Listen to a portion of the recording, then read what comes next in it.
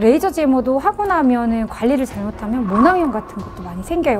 이렇게 하는 거는 정말 위험합니다. 왁싱을 자주 하면 외연부가 착색이 되는 경우가 있나요? 많은 자극이 가해지면 상대적으로 까매질 수는 있어요.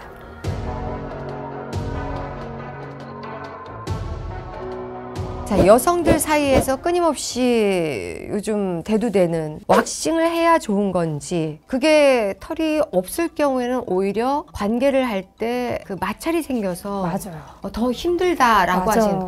털이 없으면 생리 같은 거 할 때도 피부 자극이 조금 더 생길 수도 있고, 오히려 그쵸, 생리대에 어떤 완충작용을 털이 한 번 해줬는데 그것도 없어지기도 하고, 그리고 균감염이랑 털은 상관없거든요. 이제 가끔 위생 문제 때문에 뭐 털 없는 게 낫지 않아요 라고 하시는 분들도 있는데, 눈으로 봤을 때 깨끗해 보이는 거는 털이 없는 게 맞지만, 보통 이제 일반적인 샤워를 하고 관리를 하시는 분들한테 털 자체가 어떤 균감염의 원인이 되는 건 아니기 때문에 털을 꼭 밀어야 될 필요는 없다라고 생각을 하는데, 세상의 트렌드가 어떤 성생활에 조금 더 적극적으로 됐고요. 특히 이제 여성의 입장에서 성생활이 조금 더 주도적으로 일어나면서 본인의 성기를 조금 더 노출을 하는 문화가 생기면서 제모에 대한 또는 왁싱에 대한 관심이 많아지는 것 같아요. 그분은 성기가 굉장히 예쁘게 생기셨나 보죠. 노출을 그렇게 뭐 했으면 할 정도로. 네. 네. 아니면 어떤 세대적인 문화 차이인데 약간 매너처럼, 매너? 그러니까 약간 예를 들어 예전에는 불 꺼놓고 관계라고 이제 잘 상대방이 성기를 안 봤다라고 하면, 지금은 조금 이제 많이 보는 것 같아요. 서로 네. 이게 보니까 정리 안 된 털이 안 예쁜 거예요. 거기를 조금 더 정리해주고 싶은 욕심이 많이 생기는 것 같고요. 또 그런 것 같아요. 제가 볼 때는 또 젊었을 때는 이 풍성함이 있고 오히려 그게 젊음의 상징이 아닐까 생각했는데, 왁싱이 좋은 점이 있으니까 저렇게 또 많이 젊은이들이 하는 게 아닐까. 그 좋은 점이 뭘까? 좋은 점이요? 예쁘다. 예뻐요. 털이 이제 개인 차이는 있겠지만 요새는 굉장히 수영복도 노출이 많이 되잖아요. 아, 그죠. 파인 게. 완전 파있죠. 네. 근데 이제 비키니뿐만 아니라 속옷을 입었을 때도 그런 맵시를 자랑할 수 있다. 예쁘다. 맞아. 예쁘다가 맞아. 그거밖에 예쁘다. 모르고 그거밖에, 우리가 그러니까 털이라는 게 사실은 그럼 없으면 큰일 납니까? 그거는 아니에요. 겨드랑이도 우리 사실은 마찰 줄여주는 역할을 하는 근데 거잖아요. 땀이 쭈르륵 흐르거든요. 아, 없으면. 약간 그 정도 불편함은, 근데 우리가 의복이 발달했고 어떤 다른 걸로 대체할 수 있는 게 있기 때문에 겨드랑이 제모를 많이 하는 것처럼 미용적인 트렌드가 바뀌는 것 같고요. 좀 더 성생활의 연령이 높아지고, 그 다음에 좀 더 오픈이 되면서 아까도 말했지만 많이 보는 것 같아요, 성기를. 참 세상은 요지경이어서 고속도로 휴게소 가면 이렇게 맞아요. 또 뭐 없으신 분들을 위해서 광고를 하고, 또 있는 분들은 그걸 또 깎아서 없애겠다고 하고, 다 맞아요. 취향대로 사시는 거겠지만, 우리가 또 이렇게 건강한 제모를 위해서 이야기를 좀 해보겠습니다. 자, 그러면 이 제모를 했을 때 생리할 때는 어떤 게 더 좀 좋을까요? 생리혈이 좀 피부를 자극할 수가 있고 생리대가 피부를 자극할 수 있는데, 털이 있으면 조금은 완충작용을 해주거든요. 그래서 생리할 때 입장을 보면은 사실은 털이 있는 게 조금 더 나아요, 의료적으로는. 그런데 생리혈이 털에 묻는 게 지저분하다라고 느끼시는 분들, 그게 불쾌하다라고 느끼시는 분들은 싫어하시더라고요. 언뜻 생각하면 그 털에 축축함이 계속 묻어 있어서 더 습하게 만드는 게 아닌가. 생리혈이 바로 생리대에 떨어지면 오히려 흡수가 될 텐데 라는 생각을 했어요, 저는. 아, 그렇게 생각을 할 수. 하지만 피부에 직접적으로 닿는 완충제 역할을 해주는 거기 때문에 오히려 거기에 마찰이라든지 자극을 줄여주는 거는 털이 있는 거예요. 왁싱을 자주 하면 외연부가 착색이 되는 경우가 있나요? 왁싱이라는 거는 결국에는 쫙 이렇게 뽑는 거잖아요. 근데 피부에 어떤 강한 마찰이나 이렇게 딱 이렇게 자극을 가해주면 멜라닌 세포는 피부를 보호하는 역할을 해서 외부 자극이 오면 각성되는 아이들이기 때문에, 그런 외부 자극이 오면 아무래도 까매지는 그런 세포가 올라올 수 있을 것 같아요.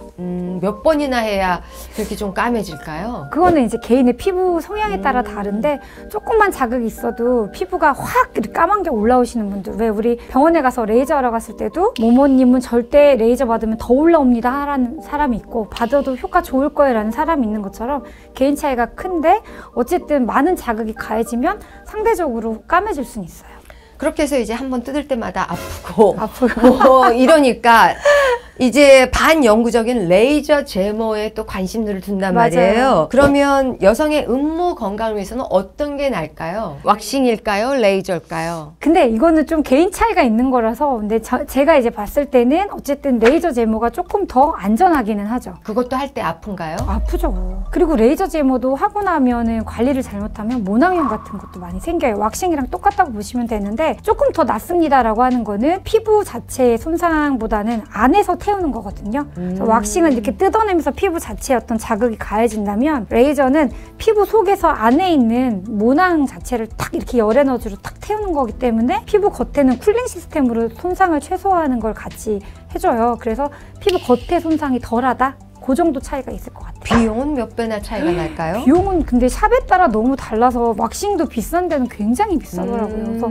비용 차이는 객관적으로는 레이저가 훨씬 비싸죠. 이건 다 병원에서 하나요? 아니면 뭐 레이저 제모는 병원에서 합니다. 레이저 제모는 왁싱샵 가기 싫다. 그래서 집에서 면도칼로 아니면 남편을 술을 먹이고 아니. 좀 당신이 해라 하는 경우도 있습니다. 그러니까 저도 근데 사실은 그렇게 추천을 해줬는데 뭐냐면 근데 그게 잘못된 게 뭐냐면 가위로 좀 다듬는 정도만 해야 되는데 네. 면도칼로 하시는 분들이 있더라고요. 정말 위험합니다. 피부 그럼 다쳐요. 네. 거기가 너무나 야들야들하고 연한 그럼요. 살이잖아요. 진짜 우리가 이제 위생 어떤 소변이 묻고 이런 게 막 생리할 때 막 피가 너무 막 이렇게 뭉치고 이런 게 싫다 이러면 가위 같은 걸로 조금 짧게 정리해 주는 정도가 맞는데 이렇게 면도칼로 미는 거는 되게 위험하고요. 특히 면도칼이 깨끗하지 않은 거라든지 뭔가 소독이 잘 안 된 상태로 이렇게 밀면 모낭염 진짜 많이 와요. 남편 없을 때 전기 면도기를 또 하는 분도 있을까요? 너무 아파서 그게 가능할까요? 오, 아픕니까? 엄청 아프죠. 거기 피부가 얼마나 예민한데요. 제모 후 모낭염이 되게 많아요. 왁싱 후에도 모낭염 오고요. 레이저 제모 후에도 모낭염 올 수 있고요. 집에서 면도칼로 할 때가 제일 위험하긴 합니다. 그래서 짧게 가위로 정리하는 정도로 하는 게 맞지 집에서는 면도칼로 이렇게 하는 거는 피부 너무 상처 생기고 위험합니다. 왁싱은 전문가에게. 네. 자, 왁싱을 한데 관리가 좀 안 되면 인그로우 헤어라고 그래서 왜 털이 이 안으로. 살을 안으로 맞아요. 뚫고 들어가는 경우가 생긴다는데 맞아요. 정말 그런가요? 이게 눈으로 보면 털이 있는데 밖으로 안 나 있고 뭔가 이렇게 안에서 털이 네. 나 있는 것 같다. 이제 우리가 그걸 매몰모라고 하는데요. 털의 뿌리에서 새로운 세포가 막 이제 털을 만들어내고 있는데 피부 자극으로 그 각질층이 과각화된 거예요. 그런 경우는 어떻게 해줘야 돼요? 이렇게 뚫어주면 똥하고 나오거든요. 어허. 근데 이제 그 뚫어주는 거를 집에서 하다가 또 잘못해서 염증 생기니까 병원으로 오시면 되는데 별거 다 하시는군요, 우리 선생님이. 사실 그게 그렇게 크게 중요하진 않는데 아무래도 일반 모보다는 모낭염에 노출될 확률이 조금 더 크대요. 그래서 이거를 내가 샅샅이 내 혹시 인그로운 헤어 있는 거 아니야라고 찾아서 막 일일이 그럴 필요는 없지만 만약에 내가 발견됐다 그래도 이제 막 그걸 너무 손톱이나 이렇게 집에 있는 소독 안 된 바늘 이런 걸로 뚫는 거는 위험할 것 같아요.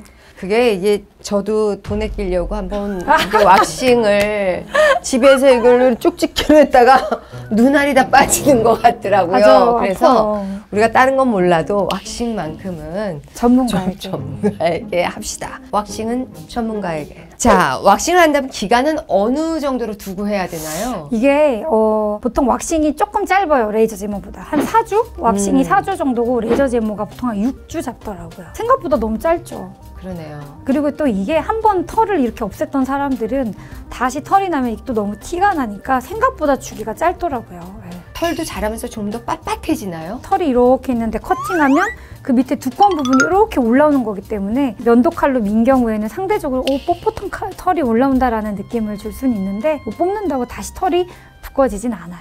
네. 우리가 나이가 들면서 노화를 어떻게 막겠습니까마는 이제 머리가 하얘지고 눈썹이 하얘지고 이제 음모마저 하얘진다면 그게 네. 굉장히 고민되는 분들이 생길 것 같아요. 저는 저도 그게 되게 그래서 제모를 많이 하는구나도 생각을 했어요. 사실은. 아하. 생각보다 흰머리가 빨리 나요. 음모에도 개인 차이가 있지만 우리 머리도 새치 되게 빨리 나는 경우가 있잖아요. 있죠. 되게 젊은 친구인데 새치가 있는 것처럼 음모도 하얘지거든요. 예전에 비해서 성생활하는 연령대가 되게 많아졌는데 예를 들어 40대에도 이제 새로운 사람을 많이 만나고 그쵸 결혼을 그때도 많이 하는 시기가 왔는데 이제 하얀 털이 있거나 이러면은 상대적으로 조금 매력도가 좀 떨어지는 건 어쩔 수가 없잖아요. 약간 그래가지고 젊은 분들이 그러니까 저한테 이렇게 얘기해 주더라고요. 왜 그렇게 제모를 요새 많이 해요 했더니 흰머리 나면 레이저 제모가 또 안 되거든요. 빨리 해야 된다 이렇게 음모의 얘기하더라고요. 염색이 가능한 시대는 아니군요. 그렇죠. 염색보다는 차라리 애초에 그냥 빨리 젊을 때 뽑아버리자. 자, 오늘은 여러 가지 음모설에 대해서 알아봤습니다. 근데 그거 아세요? 흰머리는 제모가 안 돼요. 레이저 제모가 안 돼요. 레이저 제모가 왜 또 흰머리는 안 되나요? 흰머리는 색깔이 달라서 레이저 제모할 때 파장이 검은색만 태우는 거거든요. 그래서 흰머리가 안 돼서 그래서 이제 좀 빨리 흰머리 나기 전에 한다라고 이렇게 얘기를 들었어요. 네. 또 나도 근데 제모 반복해서 하는 거죠. 레이저 제모로 모낭을 태우고 모의 어떤 이제 줄기세포 역할을 하는 또 올라올 수 있는 세포를 반복적으로 태우다 보면 거의 반영구가 되기는 하거든요. 나중에는. 그래서 많이 한다고 합니다.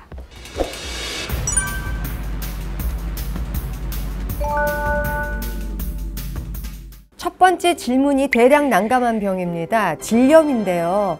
아파도 아프다고 말을 할 수도 없고 걸려도 걸렸다고 얘기할 수 없는 여성들의 감기라고도 할 정도로 많은 여성분들이 질염을 거치셨을 겁니다. 어떤 병인가요? 우리가 흔히 감기라고 하잖아요. 감기랑 똑같은 거 맞아요. 질의 구조랑 콧구멍이랑 비슷하다고 비교하면 돼요. 코가 우리 몸 밖이랑 몸 안을 연결해주는 통로고 그래서 항상 외부 물질이랑 먼지에 막 노출이 되잖아요. 그래서 코에서는 뭐가 있냐면 콧물이 있어요. 그렇죠. 사실은 질도 몸의 외부랑 자궁이라는 몸의 내부 기관이랑 연결시켜주는 통로예요. 게다가 우리가 질 앞뒤로는 소변이 있고 또 그 바로 뒤에는 이제 대변이라는 그 굉장한 균 덩어리가 나오는 아주 무시무시한 환경 가운데 위치하기 때문에 그곳이 절대 깨끗하지 않습니다. 엄청나게 많은 좋은 균들이 외부로부터 지키기 위해서 많은 균이 포진되어 있는 상태가 질인데 그게 조금만 어떤 환경의 변화가 생기거나 조금만 이제 그런 공격력, 어떤 방어 능력이 떨어지면 우리 그냥 환절기 되면 감기 걸리고 어떤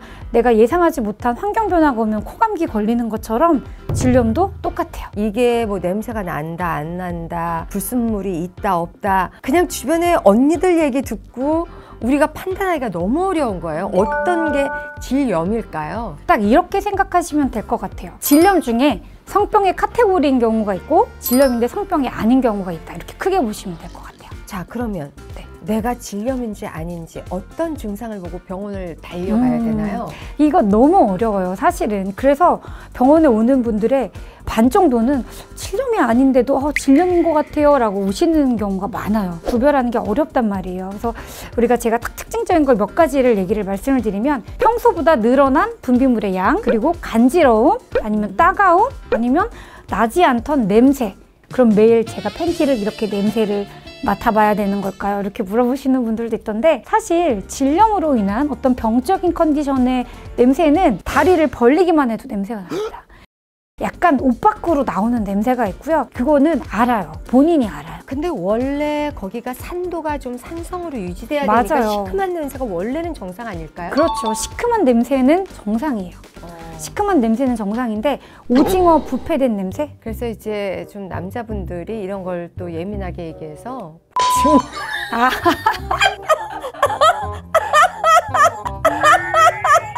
근데 냄새는 안 나는 것 같고 간지러운지는 애매한데 냉이 늘었어요. 그럼 이제 제가 해주고 싶은 팁이 뭐냐면 일단 우리 여성은 호르몬 주기에 따라서 냉의 양이 왔다 갔다 한단 말이에요. 그렇죠. 컨디션에 따라서도. 생리를 앞두고. 그럼요. 배란계도 늘어나고 또 오염물질이 올라 그러면 스스로 이렇게 워시아웃하는 기능이 있어서 이렇게 냉이 많아지기도 하거든요. 그래서 어떻게 구분하면 되냐면 한 2, 3일 지켜보시면 돼요. 정말로 병원에 가야 될 컨디션이면 악화가 돼요. 분비물이 점점 이렇게 더 많아지고 따갑고 냄새가 이렇게 많아지고 약간 그런 식으로 호전이 안 되는 걸 조금 구분을 해보시면 될 것 같아요. 이제 간혹 조심해야 될 경우는 무증상인 경우도 있기는 해요. 우리가 성병균 중에서 제일 무서운 게 이제 골반염을 일으키는 경우가 있는데 개인에 따라서는 증상이 심하지 않을 때도 있기는 해서 그것 때문에 이제 불안감을 갖고 병원에 오시는 분들도 많은데 파트너가 바뀌었다든지 아니면은 뭐 파트너가 약간 조금 뭔가 의심되는 상황이 있다.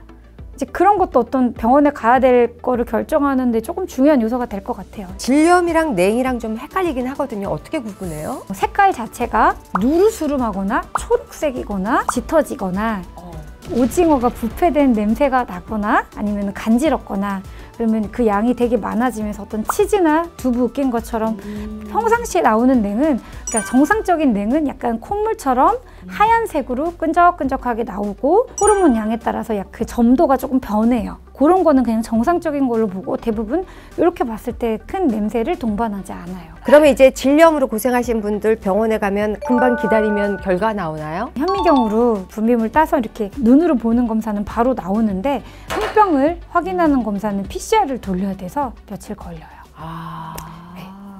제가 이제 시작하기 전에 선생님한테 질염이 뭔가요? 이제 저는 별로 겪어보질 않았었는데 그 이유가 제가 한 갱년기가 오고 나서 한 6년 동안 지금 거의 순전한 그 수녀님 같은 생활을 하다 보니까 여기가 굉장히 안정돼 있어서 그렇죠. 그런가요? 그럴 수도 있어요. 네, 맞아요. 근데 갱년기에 많이 오는 질염이 또 있어요. 그래요? 바로 위축성 질염인데요. 위축성 위염은 들어봤어도 위축성 질염도 있어요? 네, 있어요. 그러니까 좀 억울한 건데 정말 아무도 없이 이제 자기네들끼리 잘 깨끗한 환경으로 잘 유지를 하고 있었는데도 불구하고 간지러워서 오는 경우는 이제 갱년기에 많이 오는 위축성 질염인데요. 거기가 건조해져요. 맞아요. 건조해지고 피부가 약해지면서 위축성 질염 때문에 병원에 오시는 경우도 이제 갱년기에는 이제 그런 경우가 많아요. 그래서 샤워를 하고 나면 이거를 뽀송뽀송 말려야 하는지 건조하기 때문에 좀 축축하게 냅둬야 되는지 이것도 모르겠어요. 그 너무 축축하면은 곰팡이 같은 우리 아까 성병이랑 관계없는 질염 중에 하나인 칸디다 질염, 곰팡이 염증이 생기기도 해요. 근데 사실 우리 수영하시는 거 많이 하면 귀에도 생기는 거랑 똑같은 원리라고 보시면 돼요. 축축한 팬티를 계속 입고 있는다든지 근데 본인의 면역력이 떨어져 있다?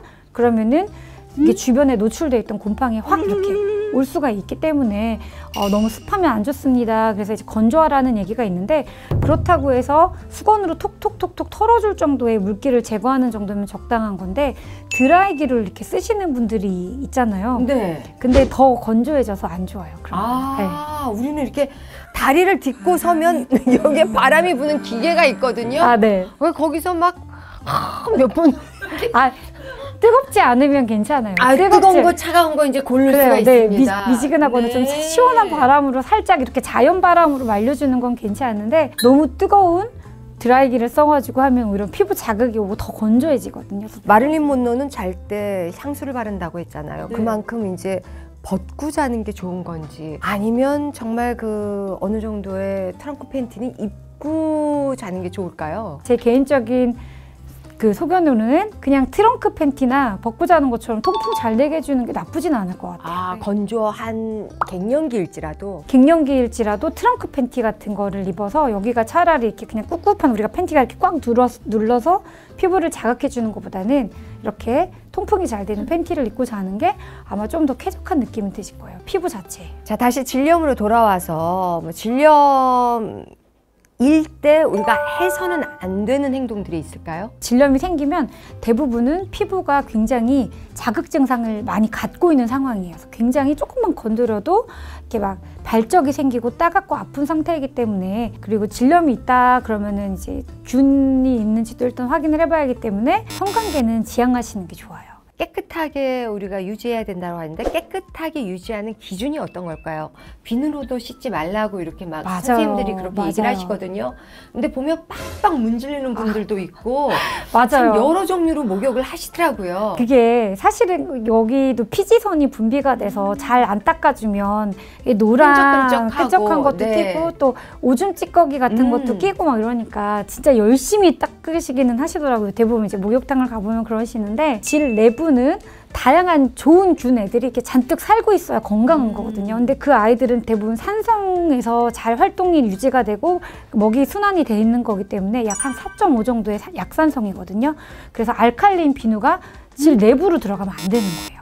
특히 이제 우리 칸디다 질염 생기면 진짜 간지럽거든요. 치즈 같은 냉이 나오고 막 이러니까 지저분하다라고 느끼시는지 그걸 막 손 안쪽까지 비누로 막 닦으시는 분들이 있는데 그러면 거기 퉁퉁 부어 막 빨개져가지고 부어서 와요. 그래서 안쪽은 비누를 쓰는 거는 안 되는 거고요. 그래서 본인이 이제 외음부에 어떤 피지랑 오줌 찌꺼기 같은 게 끼는 게 걱정이 되신다 이러면 항상 물의 방향은 위에서 아래로.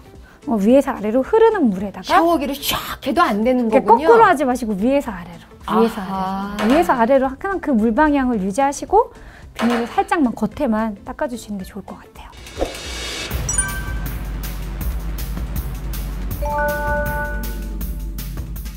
대부분의 질염이 성관계로 인해 생기는 게 맞나요? 반반인 것 같아요. 반반이라고 딱 보시면 돼요. 칸디다라는 곰팡이 질염은 우리 성 접촉이 전혀 없는 고3 수험생 친구들이 제일 많이 걸리고 수면량이 부족한 친구들 그리고 계속 모래 앉아있는 사람들한테도 굉장히 호발해요. 곰팡이 감염은 이제 면역력이 떨어져 있는 상태에서 습하면 굉장히 많이 기회감염처럼 이제 외부에서 어디 누구한테 옮아오는 게 아니고요. 우리 환경의 주변에 얼마든지 노출이 되기 때문에 언제든지 생길 수 있는 거거든요. 근데 이게 만약에 성병이라면 성맥의 질환인지 알 필요가 있다면 네. 여성 환자한테 어떤 식으로 전달하십니까?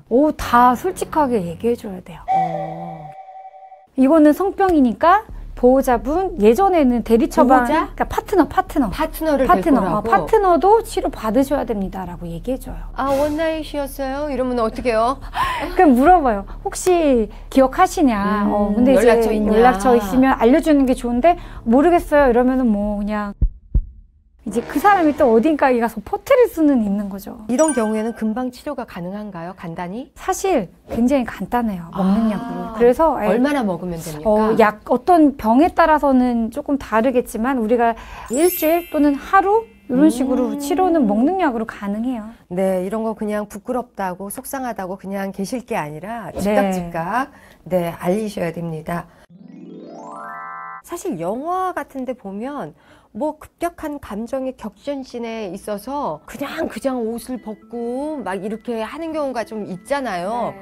그럴 경우에들 질염이 생기는 건지 어떤 관계를 하기 전에는 샤워를 하고 어떤 그런 것이 중요한 건지도 알고 싶어요.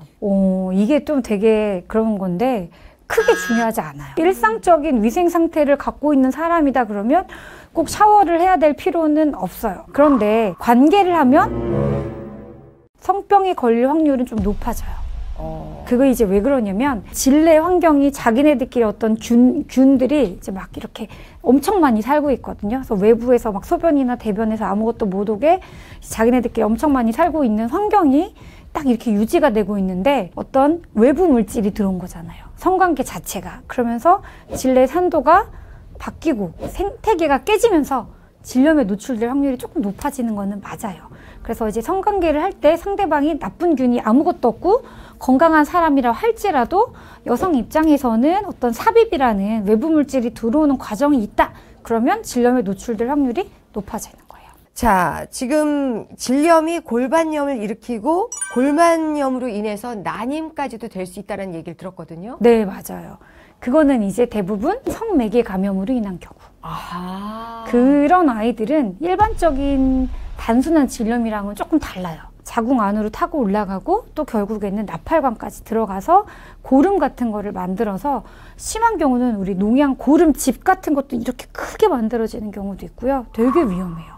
그럼 그러는 동안에 본인이 고통이나 증상을 못 느끼나요? 원래는 열도 좀 나고 배도 아프고 그런데 사람들마다 너무 개인차가 있는데 정말 증상을 못 느끼는 경우도 있더라고요. 개인마다 차이가 너무 달라요. 민감해서 아닌데도 본인이 이제 자꾸 질염인 것 같아요 라고 오시는 분들도 있고 이건 누가 봐도 병원은 빨리 왔어야 되는데 굉장히 늦게 오시는 분들도 있고 개인 차이가 있는데 통증이 원래는 있는데 모든 사람한테 다 통증을 수반하지는 않아요. 여성은 성관계 이후에 좀 예민하게 자신을 좀 살펴볼 필요가 있는 것 네. 같습니다. 그렇다면 성관계 전에 우리가 뭐 준비해야 할 것들 아니면 이렇게 하면 훨씬 더 질염을 예방할 수 있어요. 여러 가지가 좀 있을 수 있지 않을까요? 네, 맞아요. 일단은 제일 중요한 거는 콘돔이죠. 왜냐면 그 사람이 어떤 균을 가지고 있을지 모르는 거기 때문에 성관계는 잘 보면 점막과 점막의 만남이에요. 그 피부의 만남을 최소화시키는 게 콘돔이기 때문에 콘돔을 사용해 주는 게 도움이 될 수 있고요.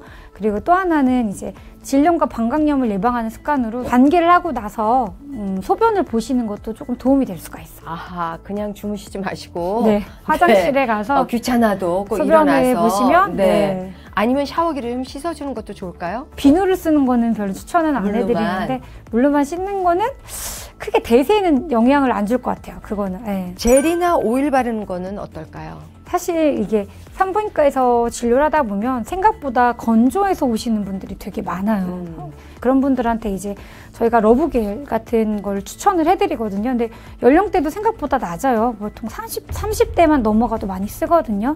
근데 이제 그게 오히려 질염을 일으키는 게 아닌지 조금 걱정을 하시더라고요. 근데 몸 내부로 들어가는 거니까 조금 조심은 하셔야겠지만 수용성, 어떤 물에 잘 씻기고 질내 환경의 어떤 산성도를 유지하는 데 크게 영향을 주지 않는 러브겔이라면 사용하셔도 됩니다. 어떤 방법으로 사용하나요? 외음부에다가 발라놓는 거예요.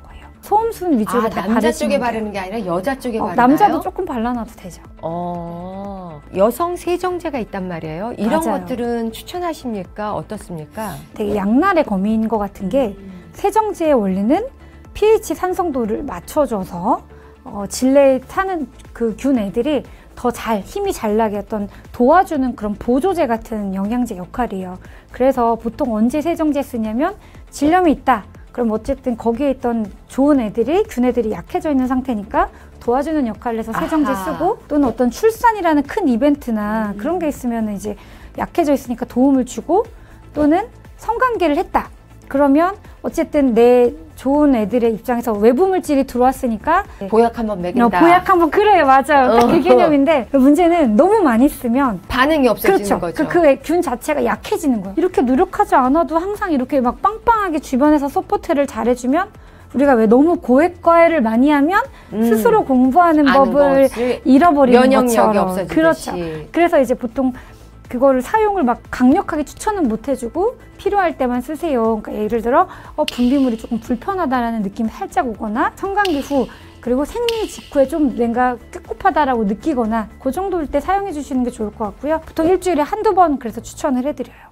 어떤 집에 갔더니 그 욕실에 식초가 있어서 아? 저걸 머릿결에 바르는 건지 어디다 쓰는 건지 저게 식초가 왜 목욕탕에 있어야 되지?